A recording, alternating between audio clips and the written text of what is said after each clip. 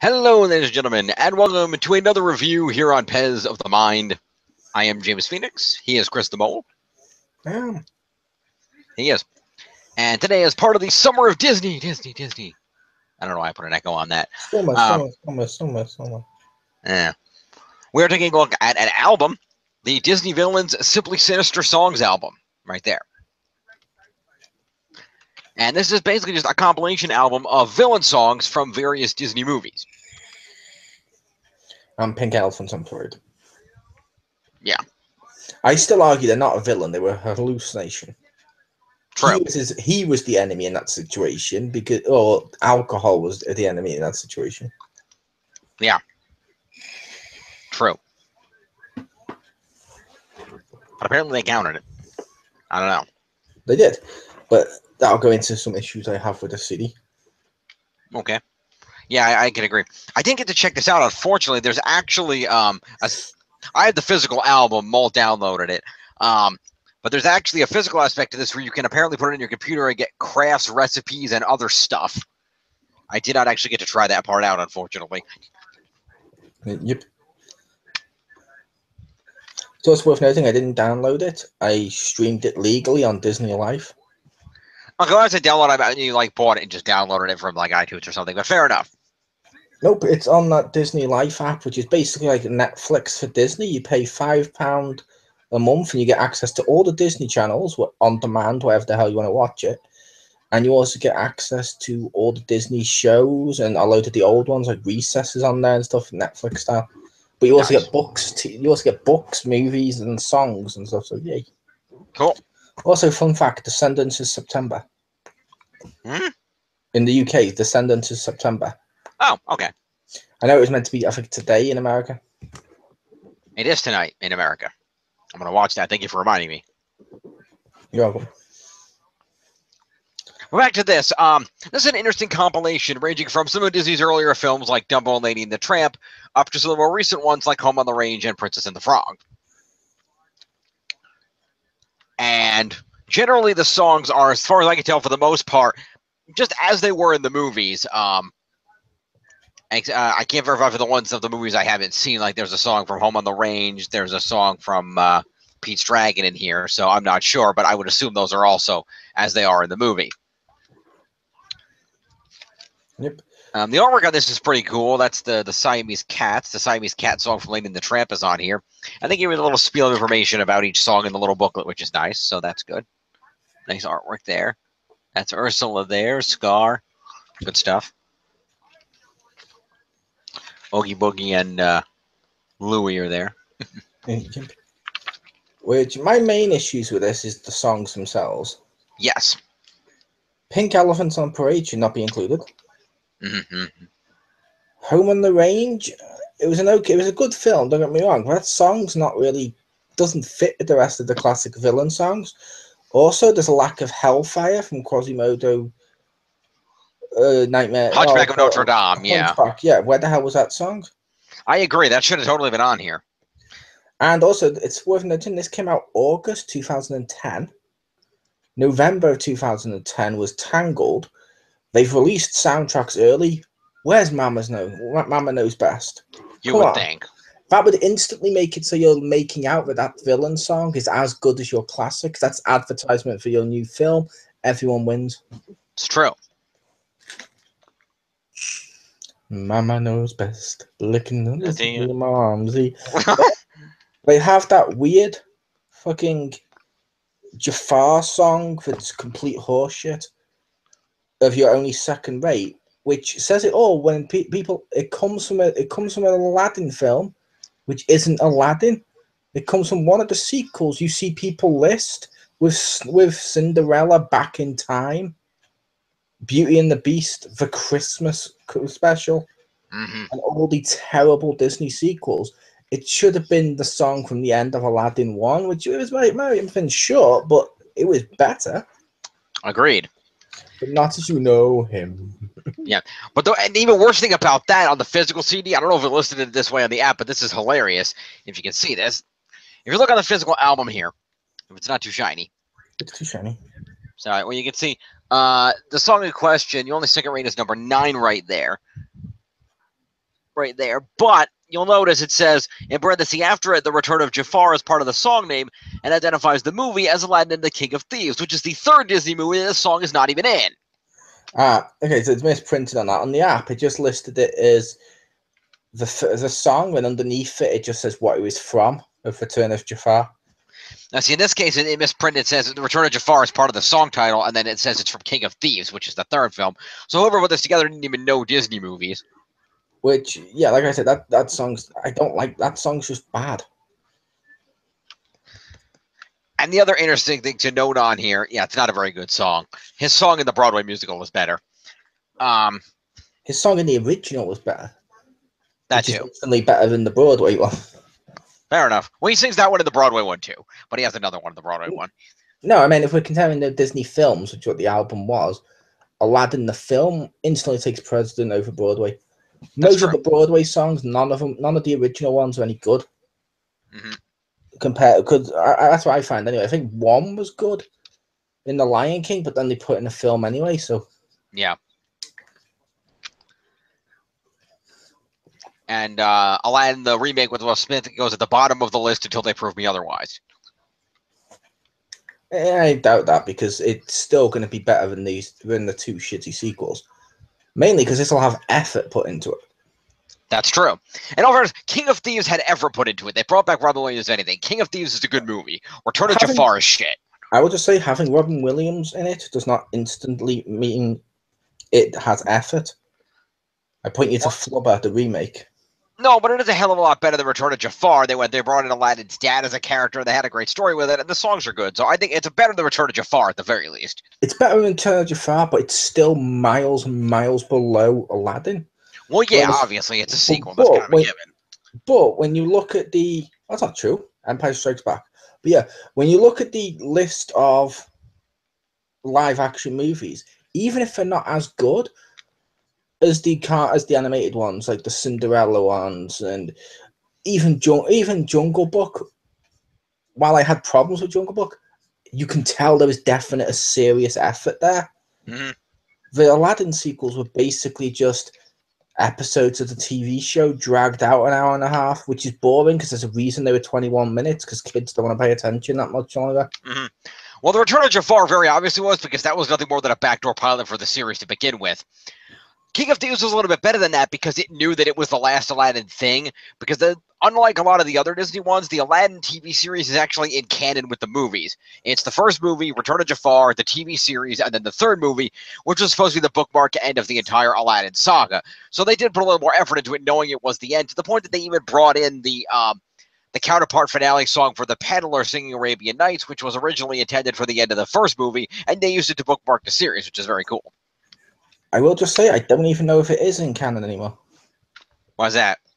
Because when they were mentioning the Aladdin live-action film, Disney talked about someone mentioned the sequels and the TV show, and they said the only thing they're considering canon is the original film. All the sequels and TV shows are just sort of not that canon, like they've done with a lot of Disney sequels. Oh, okay, I didn't hear that. Fair enough. Which would make sense, because they crossed over with Hercules at one point, which is a different fucking time period. Yes, but that doesn't count because that wasn't part of the Aladdin series. That was an episode of the Hercules show. Which was meant to be canon to both shows. Was it? Thus, you see the problem. Because it was after the end of the Aladdin series was finished by that point. It was post King of Thieves. That doesn't matter. Okay. The other interesting thing I like on here is you'll note right there, that song number 11 on this right there is Snuff Out the Light, Yzma's song from The Emperor's New Groove, which is accurate up to the Emperor's New Groove part, because the song isn't actually in the movie. But that's actually one of the more well-known deleted songs in Disney history. Effectively, what had happened is originally the film was called Empire of the Sun, and it was going to have a different plot, and Yzma's character was going to be slightly different. She was going to have an obsession with keeping her looks and staying beautiful and young, and she was going to summon a demon to smite Cusco to meet that goal, because he was the god of the sun, because he was the emperor or something. And at what point would Crunk have a new groove? Right, exactly. Because what had happened here is they were working on this movie, and this movie is so bad, and the production was so off the rails that there's actually a documentary that was filmed about the production of this movie and how bad it was. To the point that they threw the whole thing out, basically started from scratch, changed the characters, and we ended up with the Emperor's New Groove that we know. And one of the victims of that restart in the production was the Isba song performed by Eartha Kitt, which is an amazing song. But unfortunately, because it didn't fit with the plot anymore, they had to cut it, which is unfortunate. But the fact they included it in here is very cool. They just clearly weren't concerned about things being in the actual films that they're, from. Yeah. Now, I will say some of the songs in there that are included are they are good songs. Yes. Like Poor Unfortunate Souls. Be Prepared, which Jim crashed his car to. And Oogie Boogie song. Yep, which you did not crash your car to. No. But you did with Be Prepared. But no, there's a few in there which are really good, but it's a case of one of the biggest complaints I would have with this as well is, did you see the price of it? I'm not sure if it was the same over there. I don't see. Unfortunately, I got it at the library, so I didn't see a price on it. When I was looking on Amazon at the physical copy of it to see if there was anything missing from mine, listed on there, like any extra songs missing, like sometimes they do. Right. Example, I have 2 versions of one of the Taylor Swift albums because they have two different songs interchanging into 2 versions of the song of the albums. Fair enough. Ooh. But yeah, basically, I was looking and I was like, oh, okay. But when I looked at I saw the price, and it was the same price. It was like I think it was $10.99 or $12.99 at the time I was looking at it, and I was like, okay. But for that same price, you can buy the 3-disc Disney Ultimate Collection, which will include all them and better, all the good ones on that, and better songs. Or you can even just get Now That's What I Call Disney for the same price, which is like 2 discs. That too. That which I was like, so why? Because I understand doing the Disney villain song, but you excluded one of the biggest Disney villain songs, in my opinion. Like, I don't even like the Hunchback of Notre Dame film. Yeah. But Hellfire song, I'll admit it's cool. Yeah, that's a great song. Pink Elephants on Parade, no. That's a great song. Dumbo is a fantastic movie. They're not villains. You're meant to be going with classic Disney villains. You've got one job album, and that's to be a villain album. And the first song out the gate isn't even from a villain. No, and if you're gonna go for a movie from that time period, how did you not pick the freaking Foxes song from Pinocchio?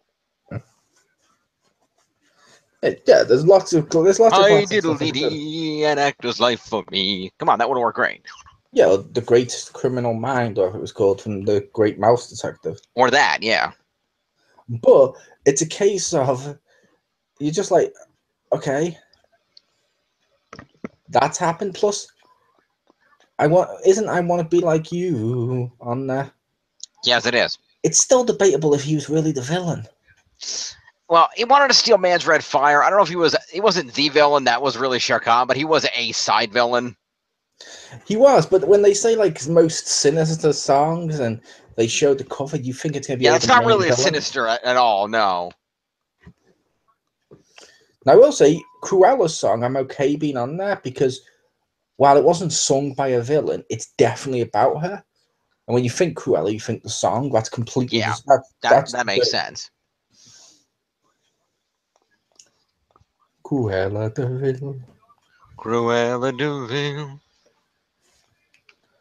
But, yeah, like it's a weird little CD. It is. It's kind of bizarre. See, I'd like to... I'm probably got this recording. I'm going to throw the disc in and see what all the CD-ROM stuff is. Nice. I'm curious what all that includes. Includes recipes for stuff like the Evil Queen's apple tart. Yeah, probably. I don't know. I can put it in and find out. I'm okay. Okay. There's nothing worse in our reviews than when we just get close up to your face, all white screen, and shh, I'm looking at stuff. That is boring as fuck. Well, I can turn the camera off while I'm looking if that's preferable to my white face. No, I just mean when you got the glow and it's just the waiting around for shit to happen. Fair enough.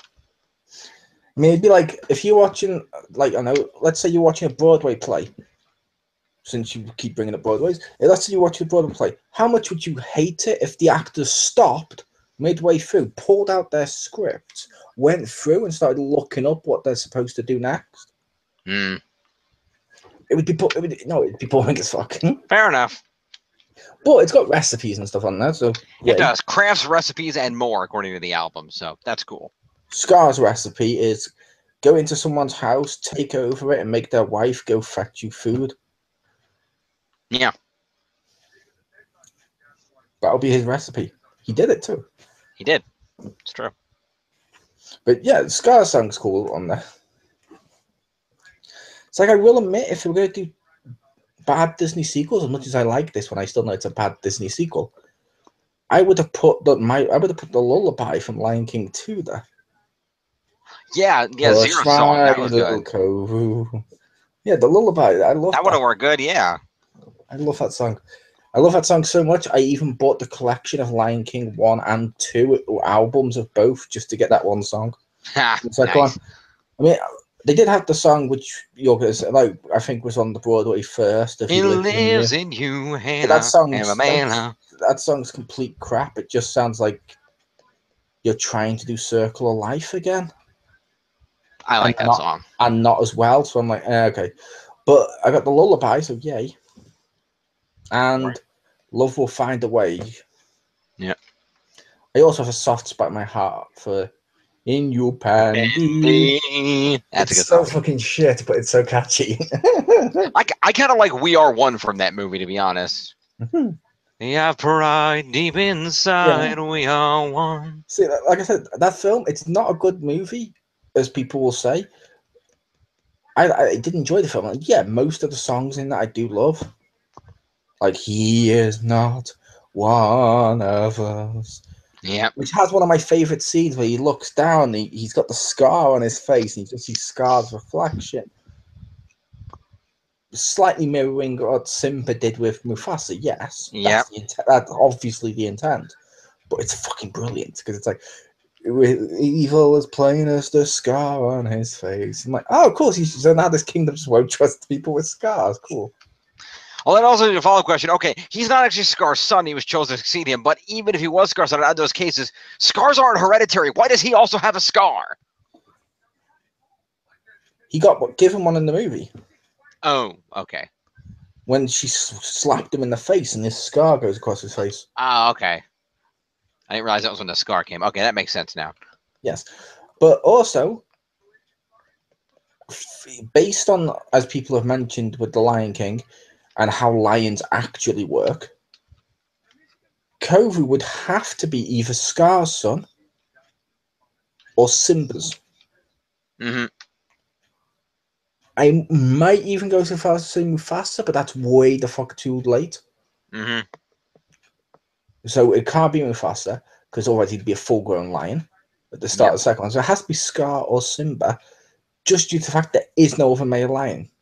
Which then means him and Simba's daughter must totally be incest.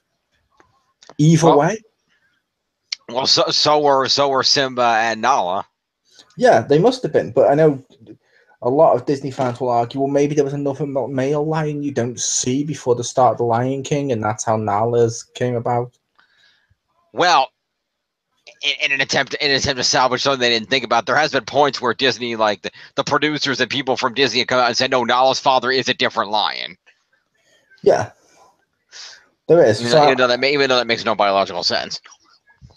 It does if she was conceived just before the beginning, where all the lions where all the people are like, oh my god, he's going to eat us. Whoa, hail the person who's going to eat us. Hail the destroyer. Yep.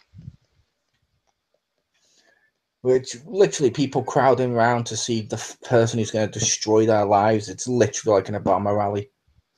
Ooh. Oh, sorry, is that any fun if we do it to the other side? Are we supposed to be hypocritical in that regard? Boom. But yeah, no. Now I just want to see somebody give Gozer the form of a giant Mufasa. No. Marshmallow Man was better. But also, Simba would be the destroyer in that situation. True. Oh, Simba's some sort of Jesus. He has to be. Mm. He has to be Lion Jesus or something. Yep. Because he returns to the Pride Rock and sits on the throne and basically goes, I have returned. I am king now. And all the grass and everything is like, oh, Simba's back. Let's come back to life instantly. Because that's how nature works. It is. It is. If only we put the right lion on one of the places in Africa, they'd be able to eat forever. Yep. All their crops would be fine. Science. Science. Still love The Lion King. It's still the best Disney movie. It's great. But yeah, all of the songs. It's a weird selection. The price is a little, and there's more Disney CDs out there that have the same songs. They're either going to be a similar price point or even cheaper because they've been out longer. Mm-hmm. So I will say, for me personally, I don't want to do that, but I'm going to have to give it a thumbs down. Okay, I understand why. Just because I don't know who it's for. At this point, there's no one it's for. Yeah. Well, I would say you could potentially, give it an and say if you have that Disney app, let's do it on there. Nope, because to be fair, that would be the case with every TV show and movie, because Netflix. That's true. I'm still going to have to give it a thumbs down. Fair enough.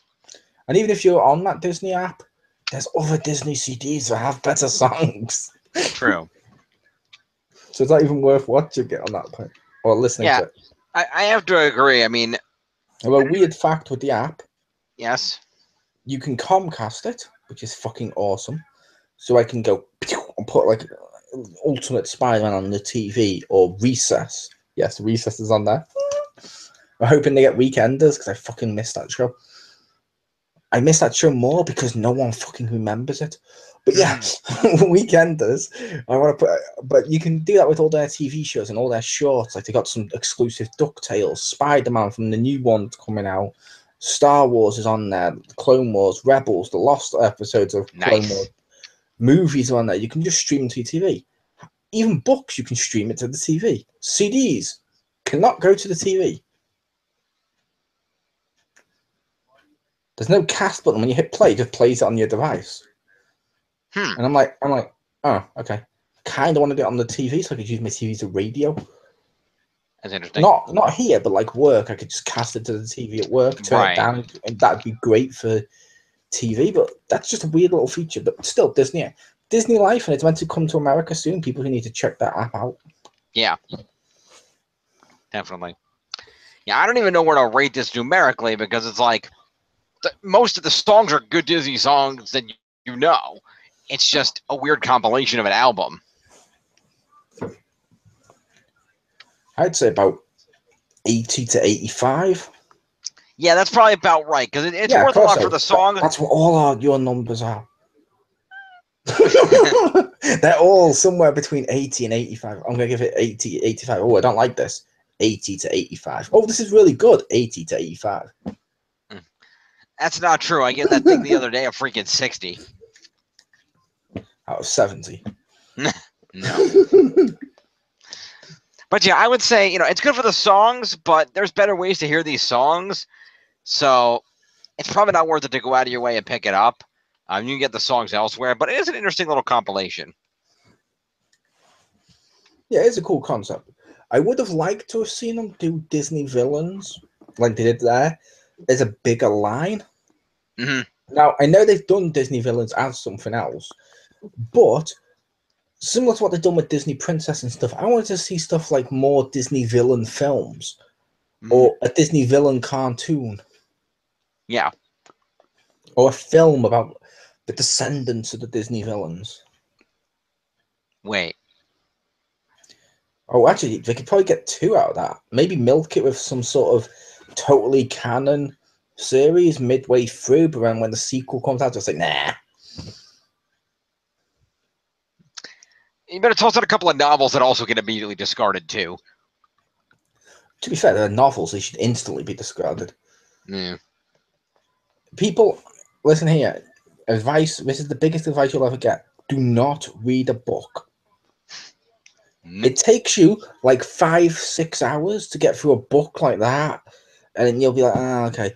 Or you could just wait. Just wait. If it's a good book, in about a year or two, you can get through it in an hour and a half in a theatre with a bucket of popcorn. It saves you time, and with that time that you've lost, with that time you would have saved, you could have used it to study harder or something like that, and maybe that'll help us find the cure for cancer. Books are stopping us getting the cure for cancer. Fact. Thank you. This was my public service announcement, sponsored by Classic Coca-Cola. We here at Pez of the Mind do not endorse the opinions of Chris the Mole. They are his own. Who is part of Pez of the Mind.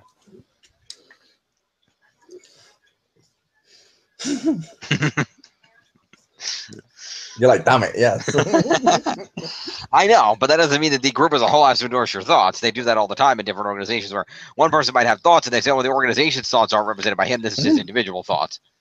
Oh, hence, yeah, but... Hence the joke that you now ruined because I had to explain it, so thank you. Oh, I completely got the joke.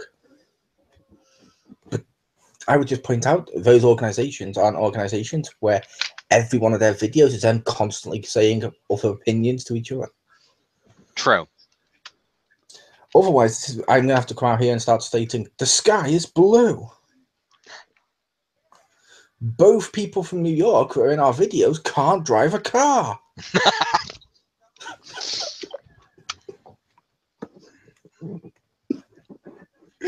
Boom. 2 videos on the run. Now we gotta make up what song Now we gotta make up what song Pew was listening to when she crashed. Oh, she wasn't. Or got pulled over, as it were. She wasn't. She was just that bad. Ah, okay. Also, feel free to go read or listen to XGRs, and from the past, we constantly made fun of her skids and crashes. Nice. Anywho, this has gone off the rails. So, this is Disney Villain, Simply Sinister Songs. Probably not worth your time. Good songs, but there's better ways to get those songs. Yep. I was here, Chriz, aka Mole. This was hosted by James Phoenix. We'll see you next time, and after his crash, hopefully that child walks again. Fuck you.